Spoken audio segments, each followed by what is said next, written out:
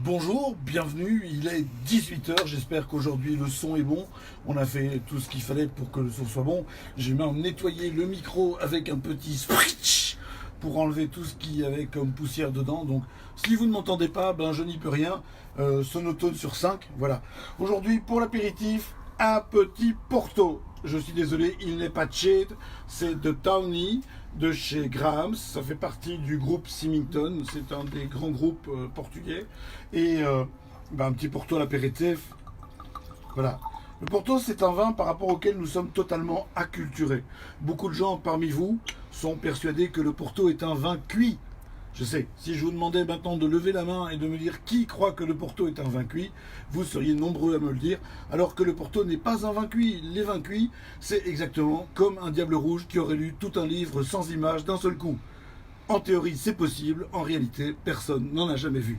Voilà, c'est comme ça. Alors celui-là s'appelle de Tawny. Tawny, ça vieillit en barrique, à ne pas confondre avec les rubis qui, eux, vieillissent en fût. D'ailleurs, il faut toujours mettre le doigt dans le fût pour voir si ça vieillit bien. Oui, non, ok, ça va, j'ai un peu honte sur le coup. Les Tawny vieillissent en barrique, disais-je, et ont tendance à s'oxyder. Vous voyez la couleur qui est un peu orangée, comme ça, qui est très passée. C'est l'élevage, c'est l'âge, le temps qui fait que la couleur s'en va, alors que les rubis vieillissent en bouteille. Donc, les rubis sont réductifs, ce sont les portos favoris des coiffeurs, alors que les Tawny sont oxydatifs et ils vieillissent en barrique. Les Tawny, catégorie de base, donc s'appellent les Tawny, et en vieillissant, ils s'appellent Tawny 10 ans, Tawny 20 ans, Tawny 30 ans, Tawny 40 ans, Tony Parker, Tony Montana, Tony Truant. Oui, je sais, c'est pas terrible, mais j'ai que ça à faire, et puis de toute façon, je ne vous entends pas, donc je peux continuer.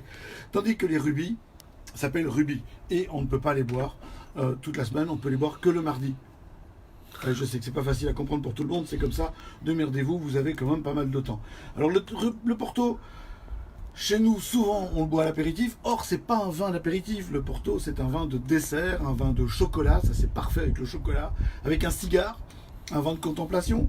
Votre belle-mère est enfin morte. Les enfants sont tous... Ah non, ils sont pas au scout. Les enfants sont à la maison. Ah, c'est comme ça. On les enferme dans leur chambre. On leur donne un tronc de scène, l'air de rien, dans les lasagnes le midi. Comme ça, on est peinard l'après-midi. Et on boit un Porto en fumant un cigare.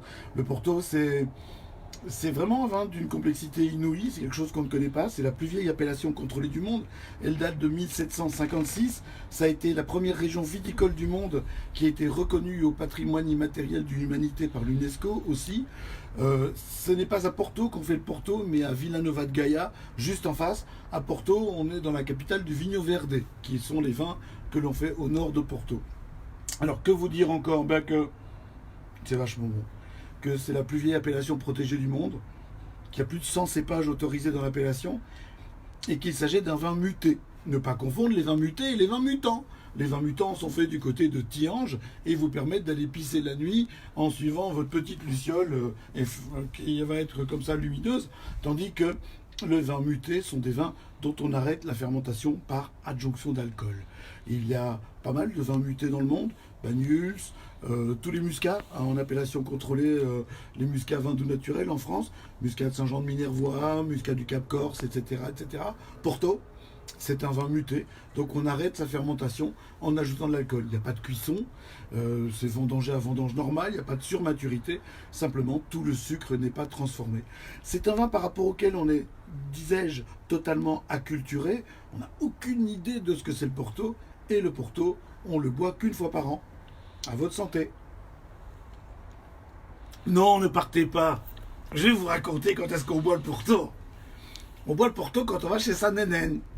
On a tous une nénène. Tout le monde voit qu'est-ce que c'est qu'une nénène. C'est un petit être magique qui fait 1,55 m avec le dessus du corps plié à 45 degrés. Et quand on est jeune, on voudrait bien l'embrasser, nénène. Non, on ne veut pas l'embrasser. Parce que, en fait, elle embrasse comme un cheval qui voudrait un sucre. Et en plus, elle pique. Quand on est vieux, on voudrait bien l'embrasser. Mais elle est morte. Parce que la DLC est très courte sur une nénène. Et quand on est ado et quand on est obligé d'aller dormir chez sa nénène, qu'est-ce qu'on fait? On pique son dentier pendant la nuit. Et le matin, on joue avec son poil qui est accroché à sa verrue. On fait de la guimbarde. Voilà, c'est ça une nénène. Une nénène, c'est un concentré d'amour sur 1,55 m. Et souvent, les nénènes vivent dans des villages au fin fond de la Wallonie, Alors pour l'instant, on ne peut pas aller les voir, mais en général, on ne va pas les voir non plus. Et elles sont souvent appareillées avec quelqu'un qu'on appelle parrain. Donc la nénène va avec le parrain. Quelqu'un m'a appelé de façon ostensible pour l'instant, mais l'appel a été refusé et c'est beau. Et la nénène, en fait, elle va dans son petit village. C'est une réserve naturelle, la nénène. Oui. Nous autres, on n'a pas le temps d'aller la voir parce qu'il faut conduire les enfants au catch dans la boue, au tir à l'arc avec les pieds, à la calligraphie japonaise, au cours de remédiation. Bah oui, 3 mois sans école. Hein, déjà qu'ils sont pas terribles avant, mais là, on va en faire des cancres. Et probablement à l'atelier poterie communautaire, parce qu'on est des bobos. Et donc, Nénène, on n'a pas le temps. On va voir Tante. Tante, c'est la sœur de Nénène. C'est celle qui vit dans un home, enfin qui vit, pourvu qu'elle ne soit pas contaminée, parce que pour l'instant, elles vivent quand même beaucoup moins bien dans les homes. Et Tante, en fait, on va la voir à peu près une fois par semaine. Tout le monde a vu la chambre de Tante, avec un lit pour une personne, avec une alaise tellement épaisse qu'on a l'impression d'être dans un hôtel de passe. Et puis, il y a une armoire dans la chambre de Tante, avec des ténas adultes en bas et au milieu. Et puis sur la planche au-dessus, il y a une vierge, retour de Lourdes, où il manque la moitié de l'eau, un peu concentrée dans la tête, et la couleur est partie. Il y a un truc que je ne m'explique pas, si quelqu'un a une réponse, ça m'intéresse, c'est que les vierges de Lourdes, dans les armoires des tantes, elles sont roses ou bleues. Alors moi je veux bien rose, c'est les filles, mais bleu, c'est des vierges de Georges-Louis Boucher. C'est bizarre quand même. Hein, ah bah, et en plus, il y a un rameau de buis séché et une photo de vous sur un tricycle avec un petit short où vous avez l'air ridicule en noir et blanc avec les bords dentelés. Non, ce n'est pas du scrapbooking. C'est d'époque. C'est comme ça. Toutes les nénènes ont des photos de vous comme ça. Ce sont des preuves pour les challenges idiots pour les gens qui restent dans leur maison pour l'instant. Et puis, il y a un paquet de tucs mous et des apéricubes rances et une bouteille de Porto à température ambiante. Or, température ambiante, ça veut dire à peu près 34 degrés dans la pièce. Et puis alors, il y a une télévision avec un tube cathodique comme ça. Ben oui, on n'allait pas le jeter, il n'a pas beaucoup servi. Puis de toute façon, elle ne sait pas ce qu'elle regarde, elle n'a pas besoin de télécommande, elle regarde Bruxelles français. Et au-dessus, il y a un apron au crochet, le dernier qu'elle ait fait elle-même avant que l'arthrose ne bouffe tous ses doigts. Et puis, il y a une gondole de Venise avec une lampe rouge et une lampe verte. Maintenant que les écolos sont revenus au pouvoir, on peut rallumer la lampe verte. Et un chien empaillé. C'est pourquoi il y a des chiens pas vivants dans les homes. Pourquoi on ne peut pas avoir d'animal vivant dans un home? Bien parce que ça rend les vieux heureux. Et un vieux heureux, ça meurt moins vite qu'un vieux malheureux. Donc c'est pas rentable. Oui, c'est la seule raison à peu près. Et puis il y a une nappe en toile cirée. La nappe en toile cirée, elle est là parce que c'est une nappe, imitation nappe provençale. Oui, c'est sa belle-fille qui l'a commandée. Oui, parce que Tante adorait la Provence. Oui, je sais, elle n'a jamais mis les pieds en Provence, mais tout le monde est persuadé qu'elle adorait la Provence. Puis c'est sa belle-fille qui a choisi, alors on s'en fout. Et pourquoi est-ce qu'on va voir Tante toutes les semaines? Parce que c'est elle qui a les 3 derniers chiffres du coffre à la bille. Alors que nous, on n'a pas les chiffres et qu'on voudrait quand même pas laisser ce pognon foutre le camp. Il y a des limites à la décence. Tandis que Nénène, elle est en forme. Elle habite avec parrain dans une réserve naturelle à Nénène, un petit village de Wallonie, où ce que les techs vont 2 fois par jour. Moi, j'ai un village comme ça, où les techs viennent 2 fois par jour. C'est à 7h du matin, à 7h du soir. Tu rates le bus de 7h du soir, tu passes la nuit à la gare des bus. Nénène espère de temps en temps se faire un petit peu agresser, mais ça ne marche pas pour tout le monde. Hein. Il y a des nénènes qui sont trop vieilles pour ça. Et donc, Nénène, on la voit une fois par an. Mais heureusement, la nature fait bien les choses. Dans ces villages-là, il y a tout dit un petit jeune qui est resté au village, qui a été démoulé 4 secondes avant le ting final. Oui, il s'appelle souvent Kevin. Il est gentil, Kevin. Il a un survêtement, une casquette. Il a mis à l'endroit pour aller voir Nénène et il va faire les courses pour tout le monde. Bon, il faut lui écrire sur un papier parce qu'il ne s'en souvient pas bien. Souvent, il a une Toyota Camry qui date de 1997. Et suivant où ce que la Nénène habite, si elle habite au nord de la province du Luxembourg, on va à Cora. Si elle habite dans la province du Luxembourg, on va à Cactus. Et Kevin, il va chercher le Magnum, le Porto en Magnum. Parce que Nénène, le dimanche, en regardant la messe, qu'est-ce qu'elle fait? Elle boit du Porto cheat. En regardant la messe, comme un chat qui lappe du lait. Et nous, quand on arrive le 24 décembre, parce que c'est le jour où on va voir notre Nénène, quand on arrive le 24 décembre chez notre Nénène, qu'est-ce qui se passe? Quand vous sortez de votre auto, toutes les Nénènes du monde, qu'elles s'appellent Nénène, Nona, Oma en Flandre, Mais elle a un masque, parce qu'elle habite en Flandre, elle a eu droit à un masque. Et donc, qu'elle s'appelle quoi que ce soit, elle ouvre la porte et elle dit « Habille, entrez vite, il fait froid dehors !» Oui, toutes les nénènes du monde ont le même réflexe. Elles ne savent pas que, quelle que soit la vitesse de pénétration dans l'air, la température ne va pas changer. Quoi qu'il en soit, nous rentrons et nous arrivons soit dans le hall ou le vestibule. Alors, suivant où ce que vous habitez en Wallonie, ça peut être le corridor, si vous habitez dans le centre. Le vestibule, c'est un petit peu partout. Le hall, c'est du côté de Liège. L'entrée. Et alors, vous avez des crochets pour mettre vos vêtements. Vous avez le canapé, où est-ce qu'on peut mettre des vêtements aussi. Et dans le canapé, il y a les animaux de compagnie de Nénène. 2 chats qui perdent leur poil plus vite qu'un hamster après une chimiothérapie. Et souvent, Nénène, avant, quand Kevin rapportait les magnums, elle les rangeait dans la cave. Ça, c'était gai. Mais le problème, c'est que la cave, avec le temps, les marches, elles se sont graissées, elles sont devenues glissantes. Et que Nénène, elle n'ose pas, parce que son télésecours ne passe peut-être pas dans la cave. Et il imagine, avec le temps, elle est devenue un peu culbuto, et parrain ne pourra pas la relever. Vous imaginez, Nénène tombe sur le dos, elle fait comme une tortue lutte sur les plages des Seychelles, et parrain tombe dans l'autre sens par-dessus. Et ils sont à 10 cm de la bouteille, on les retrouve 12 ans plus tard, avec une bouteille pas ouverte. Ce n'est pas possible. Alors Nénène, qu'est-ce qu'elle fait? Elle range le porto dans la pièce. Nous connaissons tous cette pièce qui est une belle pièce, une pièce où ce qu'on ne va pas, la pièce qui s'appelle la pièce de devant, la pièce de derrière, la salle à manger du dimanche, parfois la pièce du mort.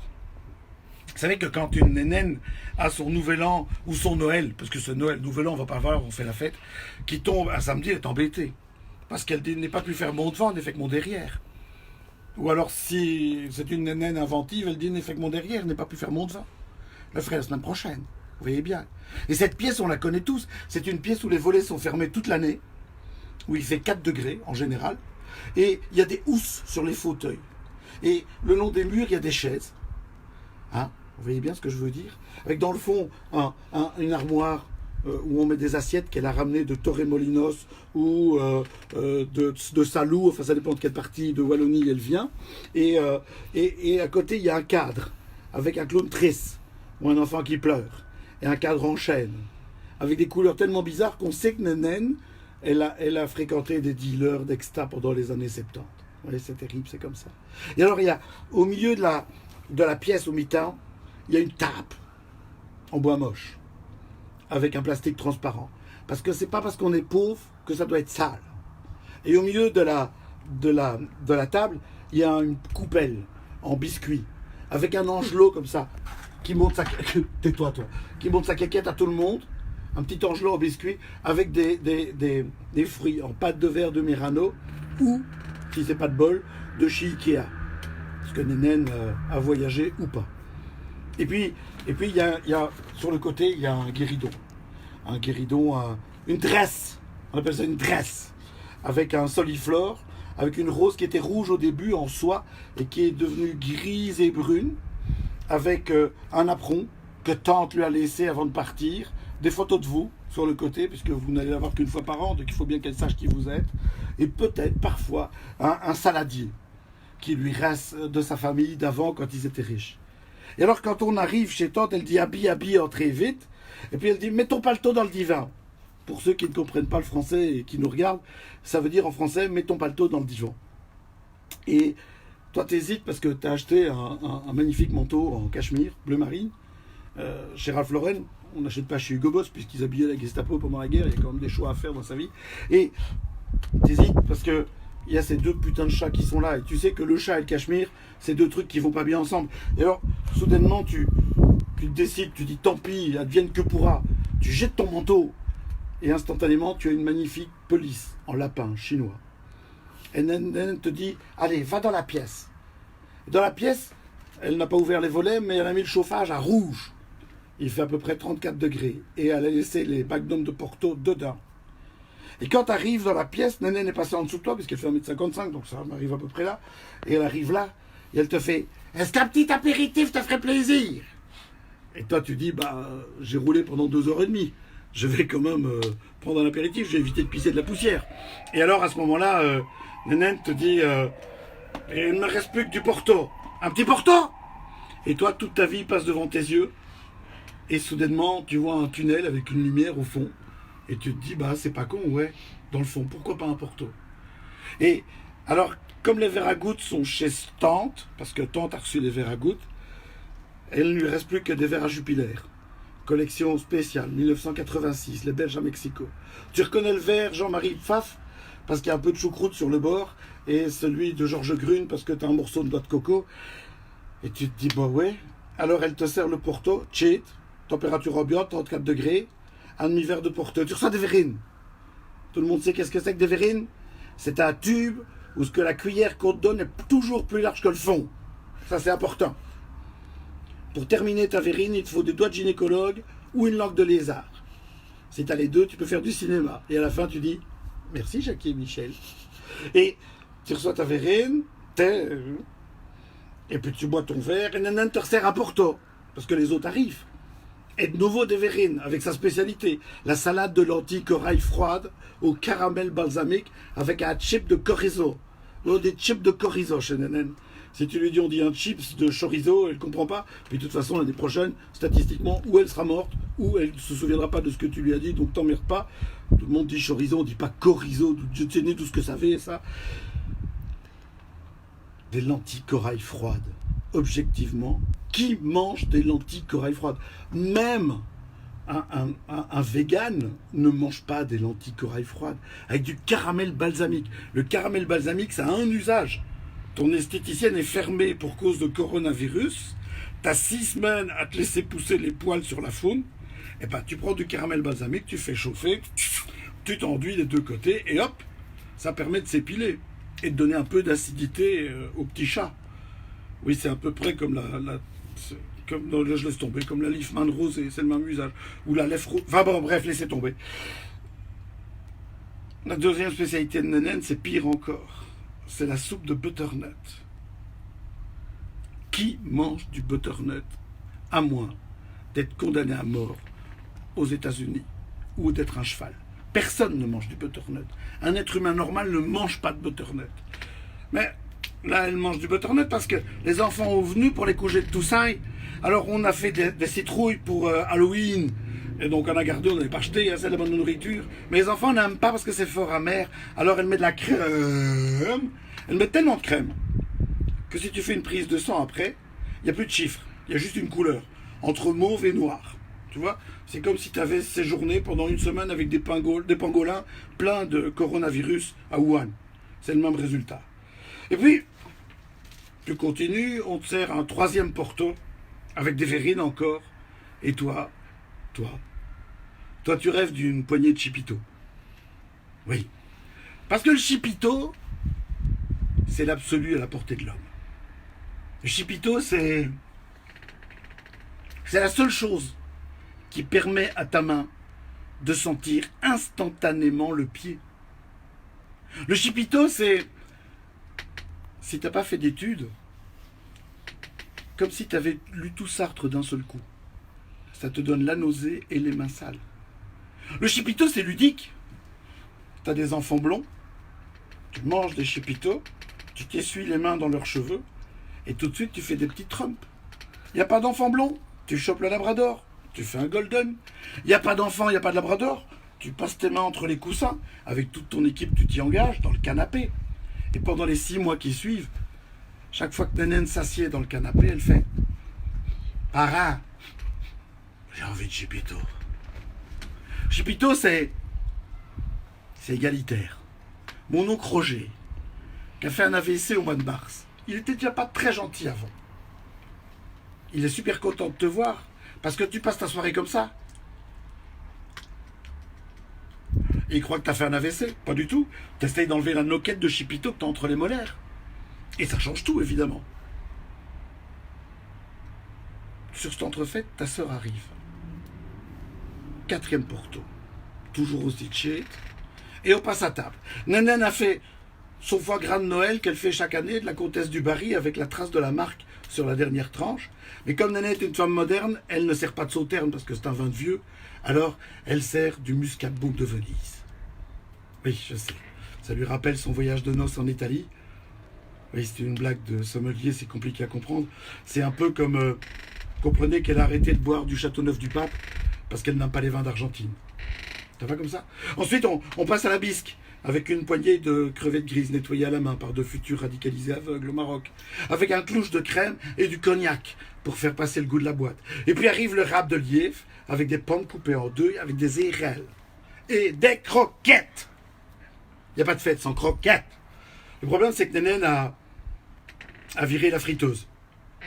La friteuse est soit dans la cour, soit dans le garage. Ça dépend un peu de la structure de la maison. Et un malheur ne venant jamais seul, parrain a des vertiges de ménière. Il n'a pas pu changer l'ampoule, soit dans la cour, soit dans le garage. Et donc tu es obligé d'être accompagné de ta belle-sœur, qui vient de se faire injecter des trucs dans les lèvres et qui fait des photos duck face, des selfies, pendant que toi tu cuis des croquettes.